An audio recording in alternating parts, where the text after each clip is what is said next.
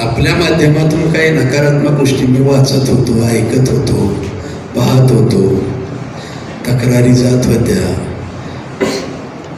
आपल्याला खरं वाटण्यासाठी आपल्या जवळचे विवेक गळसाशे आहेत बहुतेक, सगळ्यात जास्त जवळचे विवेक. आणि मी व्यवसायात असल्यापासून मी आजपर्यंत ज्या गोष्टी करायच्या त्या बऱ्यापैकी विवेकजीने मी अगोदर कानावर घालतो आणि मी माझं पुढचं पाऊल टाकत असतो. साधारण चर्चा जे ऐकत होतो, बघत होतो, त्याच्यावरनं मी विवेकजींना म्हटलं, एवढं जर लोकांमध्ये असंतुष्ट असं, माझ्याविषयी नाराजी असं, तर मला असं वाटतं की मी यावेळेस उमेदवारी घेऊ नये, निवडणूक लढवू नये, अशी माझी भूमिका आहे. पण विवेकजीने खूप विरोध केला असं नसतं म्हटलं. हे चालत असतं चार लोकांना असू नसो, परंतु जिथं मन सगळ्यांचं चांगलं म्हणजे समाधान करू शकत नाही, 100% होणार नाही, पण काही प्रमाणात, तर आपण त्या ठिकाणी लढवू नये.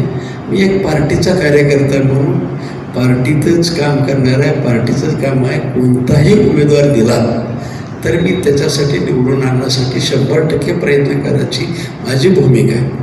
नाही वेळ करत मुक्कामाला निवास घरीच होते. मी त्यांना सांगितलं की बाबा माझी काय मानसिकता नाही. आणि मग परत दुसऱ्या दिवशी सकाळी मग मी म्हटलं, त्यांनी मला म्हटलं अगोदर असं करू, आपण नागपूरला या, पहिल्यांदा गडकरी साहेबाला बोलू. मग मी एक दिवशी नागपूरला गेलो. नागपूरला मी विवेकजी, गडकरीजी त्यांच्या घरी बसलो, भोजन केलं. माझी भूमिका गडकरी साहेबांनी सांगितली की बाबा गडकरी साहेब, मला यावेळेस काय माझी मानसिकता नाही, उमेदवारी कोणाला द्यावी, आणि मी त्यासाठी कार्यकर्ता म्हणून 100% झटायला तयार आहे. पण त्यावेळेस गडकरी साहेब थोडेसे माझ्यावरती रागावले. असं कुठं असते का, तू मागू नको, पण दिलं तर नाही म्हणून. परत कशाला, त्यापेक्षा मी माझा तुमच्याकडे अर्ज करतो, मी लढतच नाही. ते नाही वय करत परत मला तू नाही तू असं काही करू नको म्हटले. मी होय म्हटलं रात्री. परत मला ते राहावलं नाही. सकाळी परत म्हटलं साहेबाला, सकाळी परत नाश्त्याला गेलो. मी परत सांगितलं, साहेब मला खरंच निवडणूक लढवायची माझी मानसिकता होत नाही आणि मला नको आहे. ठीक आहे म्हणजे तू आता शांत राहा. परत मी देवेंद्रजींच्या कानावर घातलं. देवेंद्रजी म्हटलं, अनेक लोकांच्या तक्रारी माझ्या तुमच्याकडे आलेल्या आहेत. कोण तक्रारी घेऊन आले, काय सांगितले, मला खुलासा करायचा नाही आणि आपल्यालाही विचारायचं नाही. पण माझी एक विनंती आहे आपल्याला, मी यावेळेस निवडणूक लढवत नाही. जो कोणी उमेदवार द्या त्याचा मी कार्यकर्ता म्हणून 100% मी म्हणजे निवडणुकीसाठी तयार आहे आणि जिंकून आणण्यासाठी आटोकाट प्रयत्न मी व्यक्तिगत करेन. मी स्वतः उमेदवार असं समजून मी करा सांगितलं.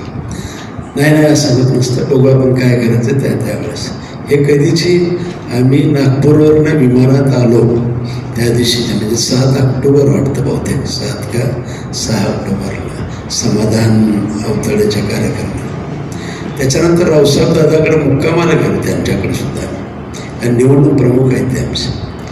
दादाने मी ह्या सगळ्या गोष्टीचा विषद केला. मला काय निवडणूक लढा, पण त्यांनी पण तयार झाले नाहीत. परत तिथंच परत सकाळी नाही निवडणूक लढवायच्या ह्याच्यावरती आलो, पण तू त्याच्यावर भाग घेऊ नको, तू कुणाला म्हणू नको म्हटलं, आता निवडणूक लढवणार नाही. पण तरी पण माझी मानसिकता आहे.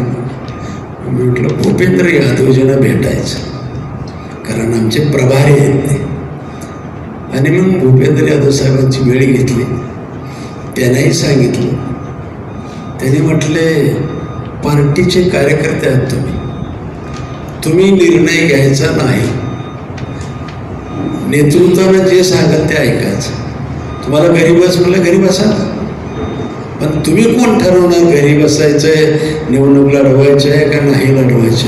मी म्हटलं मी आजपर्यंत केलंच की, म्हटलं आजपर्यंत विधान परिषदेला मी काही इच्छुक नव्हतो, 2004च्या लोकसभेला इच्छुक नव्हतो, शरद पवारच्या विरोधात लढून पार्टीने सांगितलं आहे तुझं आपलं शेवटच्या क्षणाला पाठवलं, मी गेलो.